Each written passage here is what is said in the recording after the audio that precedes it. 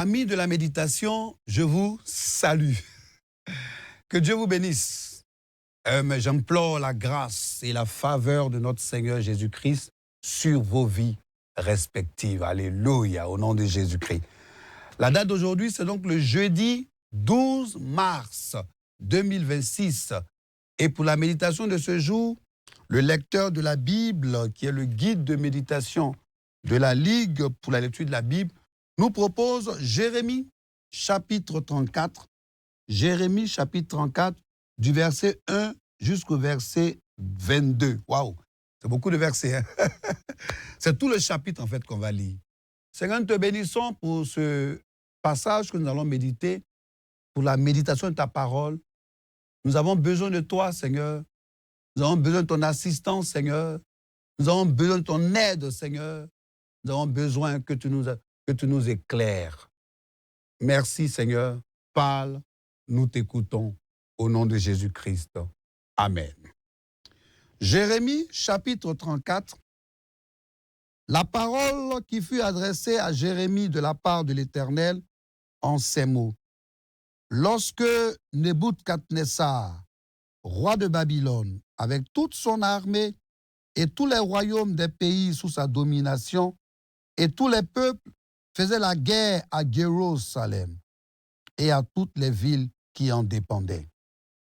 Ainsi parle l'Éternel, le Dieu d'Israël. Va et dis à Sédécias, roi de Juda, dis-lui, ainsi parle l'Éternel. Voici, je livre cette ville entre les mains du roi de Babylone et il la brûlera par le feu. Et toi, tu n'échapperas pas à ses mains, mais tu seras pris et livré entre ses mains. Tes yeux verront les yeux du roi de Babylone, et il te parlera bouche à bouche, et tu iras à Babylone. Seulement, écoute la parole de l'Éternel, Sédécias, roi de Juda. Ainsi parle l'Éternel sur toi. Tu ne mourras point par l'épée, tu mourras en paix. Et comme on a brûlé des parfums pour tes pères, les anciens rois qui t'ont précédé, ainsi on en brûlera pour toi, et l'on te pleurera en disant, hélas, Seigneur, car j'ai prononcé cette parole, dit l'Éternel. Jérémie, le prophète, dit toutes ces paroles à Sédécias, roi de Juda, à Jérusalem. Et l'armée du roi de Babylone combattait contre Jérusalem et contre toutes les autres villes de Juda, contre Lachis et Azekah, car c'étaient des villes fortes qui restaient parmi les villes de Juda. La parole fut adressée à Jérémie de la part de l'Éternel. Après que le roi Sédécias eut fait un pacte avec tout le peuple de Jérusalem pour publier la liberté, afin que chacun renvoyât libre son esclave et sa servante, l'hébreu et la femme de l'hébreu, et que personne ne tint plus dans la servitude le juif, son frère. Tous les chefs et tout le peuple qui étaient entrés dans le pacte s'engageaient à renvoyer libre chacun son esclave et sa servante, afin de ne plus les tenir dans la servitude. Ils obéirent et les renvoyèrent. Mais ensuite, ils changèrent d'avis.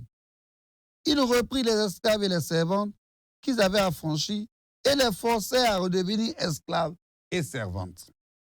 Alors, la parole de l'Éternel fut adressée à Jérémie de la part de l'Éternel en ces mots. Ainsi parle l'Éternel, le Dieu d'Israël. J'ai fait une alliance avec vos pères le jour où je les ai fait sortir du pays d'Égypte, de la maison de servitude, et je leur ai dit, au bout de 7 ans, chacun de vous renverra libre son frère hébreu qui se vend à lui. Il te servira 6 années, puis tu le renverras libre de chez toi. Mais vos pères ne m'ont point écouté et n'ont point prêté l'oreille. Vous, vous aviez fait aujourd'hui un retour sur vous-même. Vous aviez fait ce qui est droit à mes yeux en publiant la liberté chacun pour son prochain. Vous avez fait un pacte devant moi dans la maison sur laquelle mon nom est invoqué. Mais, verset 16, vous êtes revenus en arrière et vous avez profané mon nom. Vous avez repris chacun les esclaves et les servantes que vous aviez affranchis, rendus à eux-mêmes, et vous les avez forcés à redevenir vos esclaves et vos servantes. C'est pourquoi, ainsi parle l'Éternel, vous ne m'avez point obéi en publiant la liberté chacun pour son frère, chacun pour son prochain. Voici, je publie contre vous, dit l'Éternel, la liberté de l'épée, de la peste et de la famine, et je vous rendrai un objet d'effroi pour tous les royaumes de la terre. Je livrerai les hommes qui ont violé mon alliance, qui n'ont pas observé les conditions du pacte qu'ils avaient fait devant moi, en coupant un veau en deux et en passant entre ses morceaux. Je livrerai les chefs de Juda et les chefs de Jérusalem, les eunuques, les sacrificateurs et tout le peuple du pays qui ont passé entre les morceaux du veau. Je les livrerai entre les mains de leurs ennemis, entre les mains de ceux qui en veulent à leur vie, et leurs cadavres serviront de pâture aux oiseaux du ciel et aux bêtes de la terre. Je livrerai Sédécias, roi de Juda, et ses chefs entre les mains de leurs ennemis, entre les mains de ceux qui en veulent à leur vie, entre les mains de l'armée du roi de Babylone, qui s'est éloigné de vous. Enfin, verset 22, voici, je donnerai mes ordres, dit l'Éternel, je les ramènerai contre cette ville, ils l'attaqueront, ils la prendront, ils la brûleront par le feu, et je ferai des villes de Juda un désert sans habitants. Ainsi parle l'Éternel, et nous acclamons la parole du Seigneur. Alors, deux questions vont nous conduire dans notre méditation. Question numéro 2 et question numéro 3. On peut donner donc comme titre à cette méditation « Un homme averti en vaut deux ». Jérémie 34, le contexte, c'est environ 588 avant Jésus-Christ. Donc Jérémie 34 se situe dans le siège de Jérusalem par Nebuchadnezzar II. Alors que Sédécias, roi de Juda, s'est rebellé contre Babylone. Donc le texte annonce la chute de la ville, la déportation de Sédécias et condamne la trahison des élites, ayant repris leurs esclaves après les avoir libérés. On peut dire que Jérémie 34 relate le jugement de Dieu contre le roi Sédécias et le peuple de Juda pour avoir violé leur alliance en refusant de libérer leurs esclaves hébreux malgré le siège de Jérusalem. Cela montre l'hypocrisie de la repentance. Ça veut dire pas une vraie repentance, c'est l'hypocrisie de la repentance. La certitude de la chute de la ville et la promesse de la liberté, épée, peste, famine, en conséquence de leur désobéissance.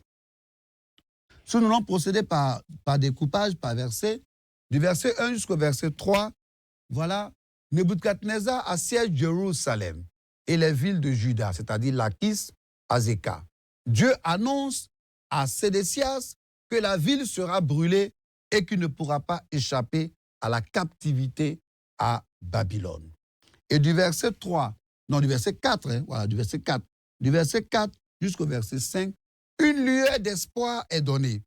Bien que captif, Sédécias mourra, mais comment en paix, honoré par des funérailles avec des aromates, contrairement à d'autres rois impies.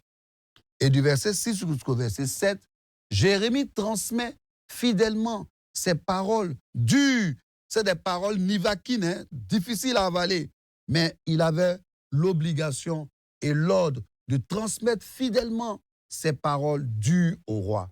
Chers pasteurs, chers serviteurs de Dieu, chers dévanciers, chers frères en Christ, vous avez à transmettre un message une prophétie, une parole de connaissance, vous avez à transmettre un message de la part de Dieu, qu'elle soit dure, qu'elle soit vraiment difficile, qu'elle puisse, même si elle ne sera pas acceptée ou bien facilement acceptée, mais tant que c'est la parole de Dieu, c'est-à-dire tant que c'est Dieu qui vous parle de transmettre, je vous en prie, ne essayez pas d'enrober, non, transmettez ça directement comme Dieu vous a demandé de le faire. Il faut transmettre fidèlement.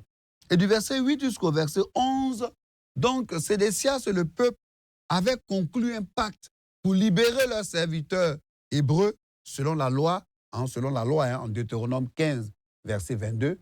Mais cependant, une fois le siège babylonais temporairement levé, ils sont revenus sur leurs promesses. Ouh là là.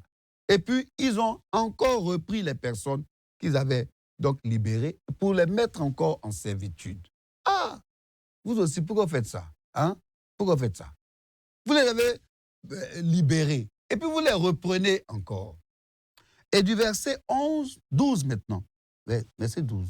Verset 12 jusqu'au verset 16, Dieu rappelle que c'est une violation de l'alliance faite avec les ancêtres lors de la sortie d'Égypte. Et du verset 17 jusqu'au verset 22, en conséquence, Dieu proclame. Attention, quand Dieu proclame, là, c'est compliqué. Il proclame une liberté pour les habitants, non pas de l'esclavage, mais à l'épée, à la peste et à la famine. Dieu utilise une métaphore puissante. Ceux qui ont rompu le pacte seront traités comme le veau qu'ils ont coupé en deux pour ratifier leur engagement. La sentence est irrévocable. L'armée babylonienne reviendra, brûlera Jérusalem et va dévaster les villes de Juda. On peut dire, sans se tromper, que ce chapitre met en lumière que la foi ne peut être opportuniste. La foi, là, ce n'est pas opportuniste. C'est-à-dire qu'on ne profite pas. Non, non, non, non. Les dirigeants de Juda ont cherché la faveur de Dieu pour se libérer des Babyloniens par la libération des esclaves. Mais ils ont ignoré les commandements de Dieu dès qu'ils se sont sentis en sécurité. Alors, le contexte est placé et nous avons même découpé par verset deux mouvements majeurs, des mouvements qui se dégagent. Le premier mouvement, c'est du verset 1 jusqu'au verset 7. Alors, j'ai sous-titré « Prophétie du sort de Sédécias ». Jérusalem est assiégée par Nebuchadnezzar. Jérémie annonce à Sédécias qu'il ne mourra pas par l'épée, mais qui sera capturé, livré au roi de Babylone et emmené en exil. La promesse d'une mort en paix est promise à Sédécias avec des funérailles honorables.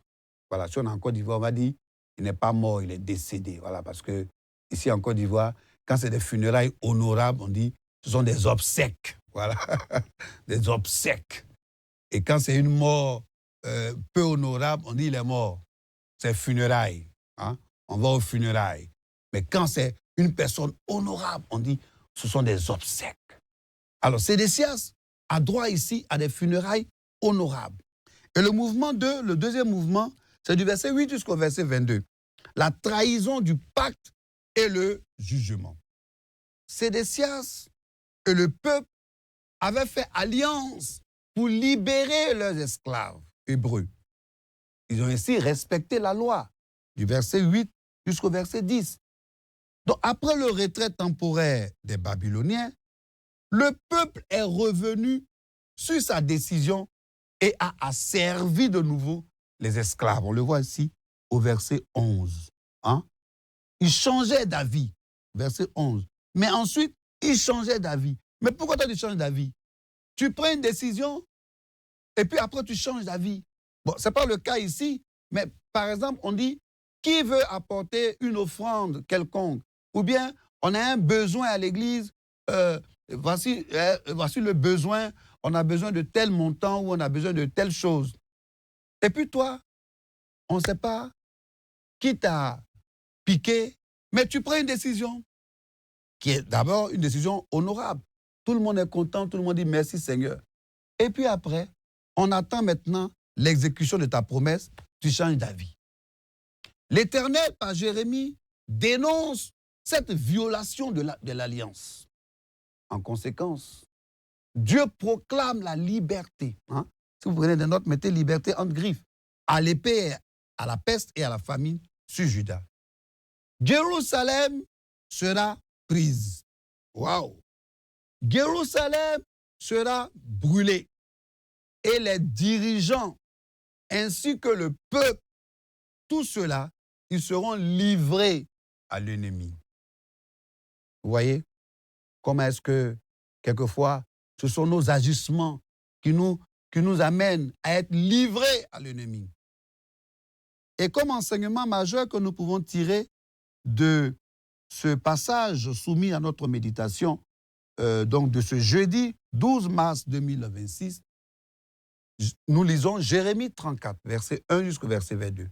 C'est un rappel ou un appel à l'intégrité et au respect de la parole donnée. Respect à l'intégrité. Respect à la parole donnée. Une sœur en Christ est là dans son coin. Tu viens lui dire, sœur, j'ai reçu du Seigneur que tu vas être ma fiancée et plus tard ma femme. La sœur te croit, elle pense que ta parole donnée là est une bonne parole et puis elle a dit oui. Et demain, vous vous mariez, c'est toi le même qui a donné ta parole, qui nous a tous convoqués. Nous sommes partis à la mairie, nous sommes partis à l'église. On a crié, veux-tu prendre cette sœur comme épouse? Tu as crié un oui qui a fait trembler toute l'assemblée, tous les murs de l'église étaient en vibration. C'est toi le même. Demain, tu viens nous dire, cette sœur-là, ce n'est pas ta sœur du ministère. Toi, tu es fort, hein? C'est-à-dire, tu donnes ta parole et après, tu dis que ce n'est pas ta sœur du ministère. Ce n'est pas ton genre. Hein? Ce n'est pas ton style. Elle ne remplit pas les conditions. Elle ne s'est pas mise au diapason de ce que toi, tu es devenu. Hein? Toi, là, tu es fort. La parole donnée, le respect de la parole donnée. Car l'infidélité à Dieu, le non-respect de l'alliance, quand tu viens, que tu mets une alliance à une sœur en Christ, c'est une alliance. Le non-respect de l'alliance a des conséquences. Si tu es en train de divorcer, tu es en train en cachette, tu commences déjà à ne plus être dans la relation, dans le mariage, dans le foyer. Le Seigneur t'interpelle en ce jour. Le non-respect de l'alliance a des conséquences et se traduit par un déclenchement du jugement de Dieu contre ta vie. Fais attention. Fais attention. Et le lecteur de la Bible nous pose des questions. Et pour ce 12 mars, c'est deux questions qui nous sont posées. Question numéro 2 et question numéro 3. Alors, que dit la question numéro 2 du lecteur de la Bible? La question numéro 2 dit, est-ce que ce passage m'apprend quelque chose sur Dieu le Père, Dieu le Fils ou Dieu le Saint-Esprit? Oui, sur Dieu le Père. Dieu est juste et souverain. Dieu est fidèle à l'alliance. Quand Dieu donne sa parole, elle est éternelle. Dieu est sévère face à l'hypocrisie. Dieu parle. Il envoie sa parole par Jérémie pour avertir, pour annoncer le jugement. Dieu est saint. Dieu est juste. Voici ce que ce passage nous apprend sur Dieu le Père. Question numéro 3. Y a-t-il un exemple à suivre ou à ne pas suivre? Moi, j'ai pu noter comme exemple à suivre la fidélité à la parole. Chers téléspectateurs, vous remarquez que là, nous sommes en train de parler de la parole. Ici, nous parlons de la parole. C'est-à-dire, quand tu donnes ta parole, c'est pour cela qu'il y a un livre écrit par un grand auteur que j'aime bien, le fruit de nos paroles. Le fruit de nos paroles. Ne multiplions pas les paroles comme une pie. Non, non, non, non, non. Il faut réfléchir. C'est pour cela qu'en français, on dit il faut tourner la langue 7 fois avant de parler.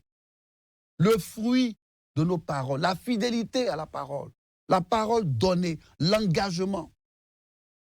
Exemple à suivre, la sincérité dans nos engagements envers Dieu et envers les autres. Tu viens voir un frère en Christ, une sœur en Christ, tu dis, frère, je voudrais que tu puisses m'aider, j'ai besoin de 500 000 francs, j'ai besoin de 200 000, j'ai besoin de 100 000 francs. Je te rends ça fin mars. Nous sommes aujourd'hui le 12 mars. Je te rends ça fin mars. Et à la fin du mois de mars, on est en début avril, tu ne respectes pas ton engagement. Et maintenant, tu commences à mettre le frère ou la sœur dans une Champions League. Il y a un championnat. Si votre église a 2 entrées, quand le frère rentre par la porte du sud, toi, tu sors par la porte du nord. Tu ne respectes pas tes engagements. Ce n'est pas bien. On dit souvent que quelquefois, nous les chrétiens, malheureusement, nous sommes des mauvais payeurs de crédit, de dette. Parce qu'on ne respecte pas nos engagements. La sincérité dans nos engagements envers Dieu, et puis envers les frères. La repentance temporaire. Exemple à ne pas suivre, l'inconstance et la déloyauté. L'infidélité envers Dieu. Et puis ici, on remarque la peur de Sédécias. Alors, je voudrais vous inviter, voilà, à lire le commentaire du lecteur de la Bible. C'est à la page 35. Voilà, quelquefois, je vais vous amener à lire le commentaire. Vous savez pourquoi? Comme ça, vous allez acheter aussi votre lecteur. Parce que il y en a qui ne font que la méditation avec Espérance TV pour la méditation. Et puis, bon, finalement, ils n'achètent pas les lecteurs. Achetez vos lecteurs. Achetez les lecteurs de la Bible. Je vais juste vous dire que le commentaire de ce jour est donc rédigé, Jérémie 34. Donc, le commentaire est rédigé par Annie Razolomampionona. Voilà. Je suis arrivé. Razolomampionona de, vous imaginez tout simplement, Madagascar. Je salue toute la communauté malgache ici en Côte d'Ivoire et puis aussi à Madagascar, si vous nous suivez. Nous vous saluons, chers frères. Vous avez beaucoup de rédacteurs qui ont rédigé ici les commentaires du lecteur de la Bible. Nous te bénissons, Seigneur. Waouh, ta parole. Chaque jour, ta parole nous enseigne. Tu nous dis aujourd'hui de nous laisser conduire par toi. De nous laisser conduire par toi. Seigneur, vraiment, quelquefois, nous avons été hors jeu de ta parole. Nous voulons te demander pardon, Seigneur, en ce jour. Donne-nous de mettre ta parole en pratique. Que ton nom soit béni. Au nom de Jésus-Christ. Amen. Chers téléspectateurs, si vous nous prenez en marche, vous méditez avec nous, avec la Ligue pour la lecture de la Bible, en partenariat avec Espérance TV, la télévision de l'Église méthodiste de Côte d'Ivoire. Et nous méditons Jérémie, chapitre 34, du verset 1 jusqu'au verset 22. Voilà, les questions que le lecteur pose, c'est donc question numéro 2 et question numéro 3. À demain pour une autre méditation. Mon réalisateur s'appelle Esmel Aristide. Et puis le son, hein, vous entendez bien là, le son est nickel, il est propre. C'est l'affaire du chef Mao, voilà, que je salue de l'autre côté de la baie vitrée. Chef Mao, nous donne un bon son. Et puis, le réalisateur s'appelle donc Esmel Aristide. Toute l'équipe de production se joint à moi pour vous dire que Dieu vous bénisse. Shalom. À demain pour une autre méditation.